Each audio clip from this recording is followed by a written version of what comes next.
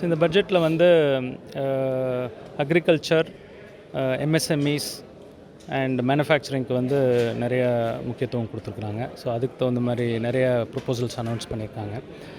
Especially அக்ரிகல்ச்சரில் பார்த்திங்கன்னா ஒரு 100 டிஸ்ட்ரிக்ட்டுக்கு வந்து ஒரு ஸ்பெஷல் மிஷன் ஒன்று க்ரியேட் பண்ணி அங்கே அந்த 100, அதாவது ஒரு பின்தங்கி இருக்கிற ஒரு 100 டிஸ்ட்ரிக்ட் எடுத்து அவங்களுக்கு வந்து எல்லா வகையான உதவிகளையும் செஞ்சு அவங்களோட அக்ரிகல்ச்சரோட மகசூலை அதிகப்படுத்துறது, அவங்களோட வருமானத்தை அதிகப்படுத்துறது எப்படி அப்படிங்கிறதுக்காக அந்த மிஷன் கொண்டுட்டு வந்திருக்காங்க. அது டெஃபினட்டாக வந்து ஒரு வரவேற்கத்தக்க ஒன்றுங்க.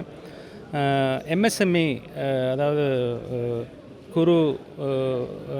சிறு குறு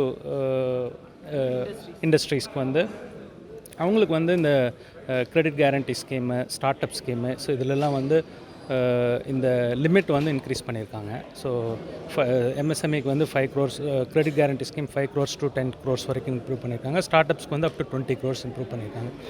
இது வந்து எம்எஸ்எம்இ வந்து அவங்களோட க்ரோத்துக்கு டெஃபினட்டாக வந்து இது யூஸ்ஃபுல்லாக இருக்குங்க. ஸோ அவங்களுக்கு வந்து அவங்களோட ஒர்க்கிங் கேபிட்டல், அவங்களோட எக்ஸ்பேன்ஷனுக்கு வந்து இது உதவியாக இருக்கும். அண்ட் அது போக வந்து இன்கம் டாக்ஸில் 12 lakhs வரைக்கும் பண்ணியிருக்காங்க. ஆமாம், பெனிஃபிட்ஸ் ஆஃப் மிடில் கிளாஸ் ஆமாங்க. ஸோ இதில் வந்து வந்துட்டு ஒரு 10 lakhs வரைக்கும் கொண்டுட்டு வரணும்னு எதிர்பார்த்தோம். ஆனால் 12 lakhs வரைக்கும் கொண்டு போய் ஆமாங்க. ஸோ இது கண்டிப்பாக வந்து ஒரு நல்ல விஷயங்க. 12 லட்ச ரூபா வரைக்கும் இன்கம் டேக்ஸ் இல்லாத இருக்கிறது வந்து அவங்க என்ன சொல்லியிருக்காங்கன்னா, ஒரு 70,000 1 லட்ச ரூபா வரைக்கும் வந்து 70,000 1 லட்ச ரூபா வந்து அடிஷ்னல் பணம்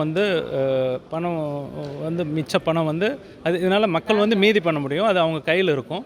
அதை வந்து அவங்க செலவு வேரியஸ் இதுக்கு செலவு பண்ணுற பணத்தை கொடுத்துருக்க இந்த மூவ் எப்படி பார்க்குறீங்க? அதாவது ஏன்னா இது வரைக்கும் வந்துட்டு மக்கள் கையில் பணப்புழக்கம் இல்லாதனால தான் வந்துட்டு வாங்கக்கூடிய சக்தி இல்லாமல் இருந்துச்சு. இப்போ பணம் கண்டிப்பாக இது வந்து வாங்கக்கூடிய சக்தி இம்ப்ரூவ் ஆகும். அது வந்து எக்கானமியை வந்து இன்டைரக்டாக it will benefit the economy. So it will increase அதாவது அதனோட கன்சப்ஷனை வந்து இன்க்ரீஸ் பண்ணுங்க. ஸோ இது நல்ல விஷயம் தாங்க.